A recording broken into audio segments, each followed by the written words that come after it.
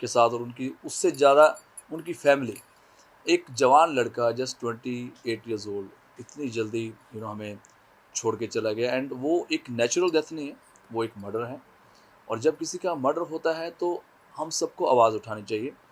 और इसलिए नहीं कि वो सिर्फ सिंगर थे, वो एक नागरिक था, पॉलिटिशियन था, सिंगर था, बहुत अच्छा इंसान था। अगर इतने बड़े सेलिब्रिटी के साथ दिन दिहाड़े ऐसे हो सकता है, आई डोंट थिंक कि आम जनता का तो पता नहीं लग रहा होगा कि क्या हो रहा है। ये तो थैंक्स टू मीडिया जिन्होंने थैंक्स टू मीडिया कि जिन्होंने इतनी आवाज़ उठाई तो ये चीज़ ऊपर के यहाँ पे आई है, ऊपर के आई है, लोगों ने देखा है। लेकिन बहुत सारे लोग तो बेचारे ऐसे ही मर रहे होंगे गोलियों से और किसी का मर्डर हो रहा होगा और हमें पता नहीं चल रहा। तो ये चीज़ को हमें रोकना चाहिए। और आज सलमान भाई को इतनी बड़ी धमकी मिली है जो कि हमें इसको लाइटली या ईज़िली नहीं लेना चाहिए।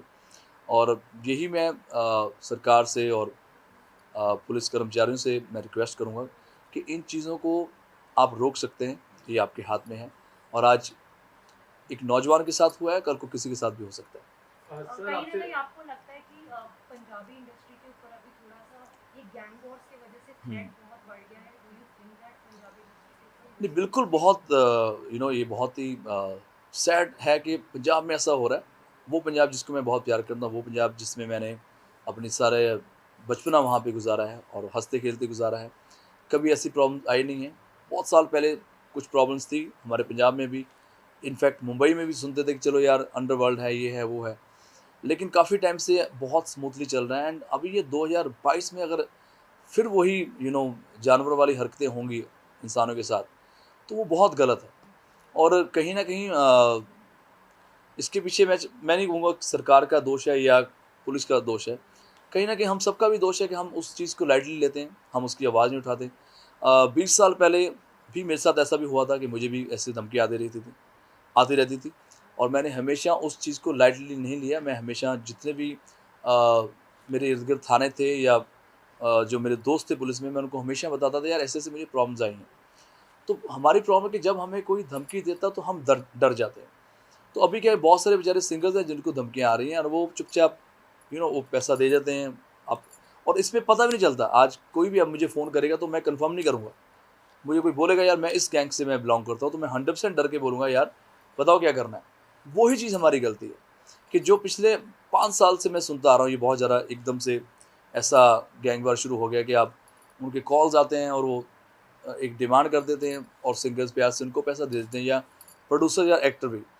गिप्पी गरेवाल के साथ भी ऐसा हुआ था। आई गेस मनकीरत के साथ भी ऐसा हुआ था। तो जब भी किसी के साथ होता है, आई थिंक उसी वक़्त उसको मीडिया को और पुलिस को रिपोर्ट करानी चाहिए। वो जो डिले करते आज ये आलम हो गया कि दिन दहाड़े एक जवान लड़के की यू नो अ, गोलियों के साथ 15 लोग आते हैं और एकदम छल्ली करके उसको जाते हैं, इतने बुरे तरीके से मारते जैसे कोई बहुत बड़ा कोई गैंगस्टर को मारा जाए। That is very wrong. Sir आपसे जानना चाहूँगा हुँ। कि आपने लगातार पंजाबी सिंगर्स के नाम लिए और पंजाब के हम जब गाने देखते हैं तो most of them are like drinks पे, ड्रग्स पे, गोलियों पे। सिद्धू मूसेवाले ने भी कुछ दिन पहले एक ऐसा गाना निकाला था जिससे अपोनेंट पार्टी काफी नाराज हुँ। थी। सर आपको लगता है कि उस गाने की वजह से असर ज्यादा होता है लोगों पे नहीं, गाने की नहीं, नेगेटिव? मैं जब उनको लंदन में मिला था 2017 या 18 के आस-पास में मिला था, तो तब भी हम यार दोस्त बैठे तो यही बेचारा मुझे बार-बार कह रहा था कि यार ऐसे-ऐसे प्रॉब्लम में मैं गुज़र रहा हूँ और मुझे नहीं समझ आता कि मैं इन चीज़ों को कैसे हैंडल करूँ। तो मैंने उनको बोला था मेरे साथ भी ऐसा होता रहा है, अभी भी हो जाता है। अभी वो आदमी सच में गैंगस्टर है कि नहीं? प्रॉब्लम ये है, आज की डेट में हम इतना लाइफ में डर जाते हैं कि यार जिसका भी कॉल है आज अभी सलमान भाई के साथ जिसने भी करा है, अगर हम एक पहलू देखें तो वाक़ई में बहुत सीरियस बात है। दूसरा पहलू देखो तो बहुत ईज़ी बात है यार, किसी का भी आप नाम लेके एक चिट लिख के बोल दो ये जीबी है और ये एलवी है, तो कल को कोई कोई और शरारत कर जाए और कोई और उसकी भुगत जाए उस चीज़ का। तो ये प्रॉब्लम बहुत सालों से चल रही, पिछले 5 सालों से चल रही थी सिद्धू के साथ।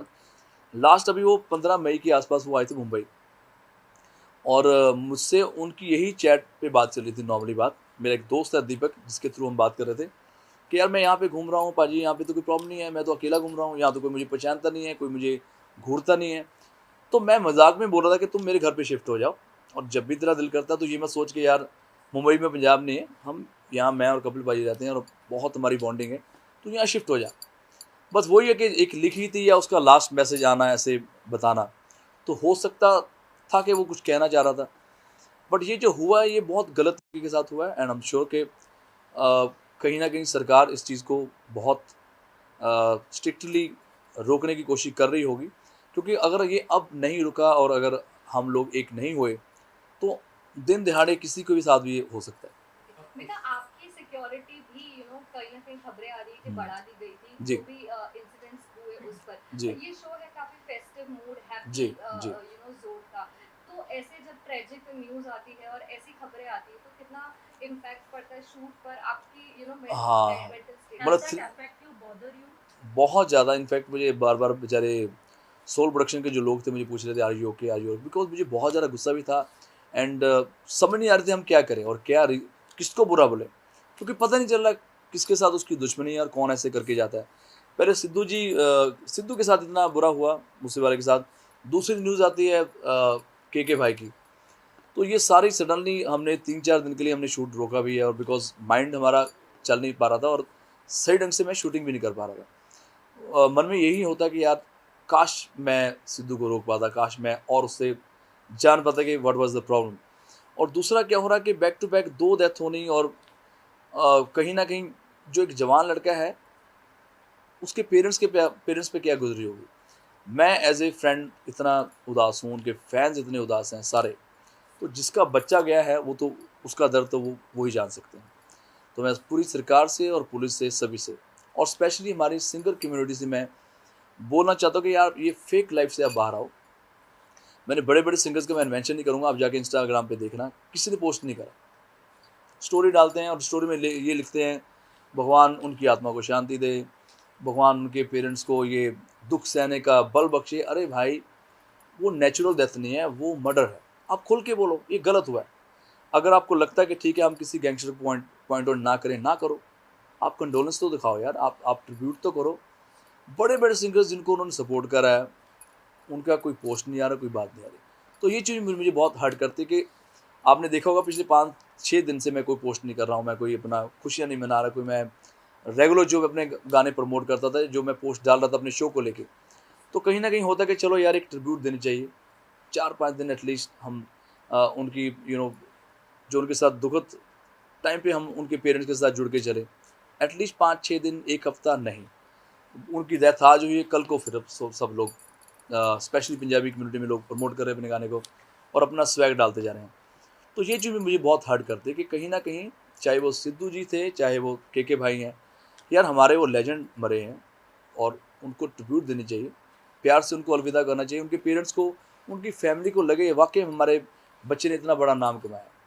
और आज देखो सिद्धू मूसेवाले जो है वो अमर हो गए हैं।